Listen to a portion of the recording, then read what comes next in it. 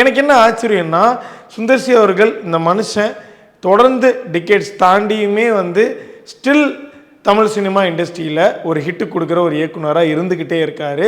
இது வந்து நம்ம எல்லாருக்குமே ஒரு லெசன், ஒரு இன்ஸ்பைரிங்கான ஒரு விஷயம் நான் நினைக்கிறேன். ஏன்னா நம்மளுடைய ஃபீல்டில் கண்டிப்பாக எவ்வளோ டிகேட்ஸ் ஆனாலும் நம்மளுடைய ஆர்ட் ஃபார்மில் நம்ம வந்து எவால்வ் ஆகிக்கிட்டே போகணும். இந்த மாதிரி தொடர் ஹிட்டு அந்தந்த காலகட்டத்துக்கும் சுந்தர்சி அவர்கள் மாதிரி நம்ம கொடுக்கணும் அப்படின்றத நான் ஒரு டேக் அவேவாக எடுத்துக்கிட்டேன்.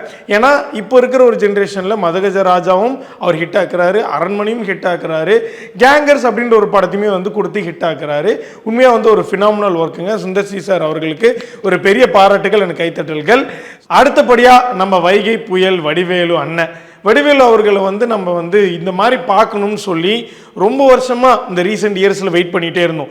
இந்த படம் வடிவேல் சார் அவர்களோட கம்பேக்காக இருக்குமா, இந்த படம் வடிவேல் சார் அவர்களோட கம்பேக்காக இருக்குமா, இல்லை அடுத்த படம் தான் அவரோட கம்பேக்குன்னு சொல்லி கடந்த வருடங்களாக நம்ம வெயிட் பண்ணிகிட்டு இருந்தோம். பட் என்ன கேட்டால் வடிவேலு அவர்களுடைய கிட்டத்தட்ட அவுட் ஆஃப் 100%க்கு ஒரு 80% ப்ளஸ் கேங்கர்ஸ் படம் தான் வந்து ஒரு ஆக்சுவல் கம்பேக்காக நான் நினைக்கிறேன்.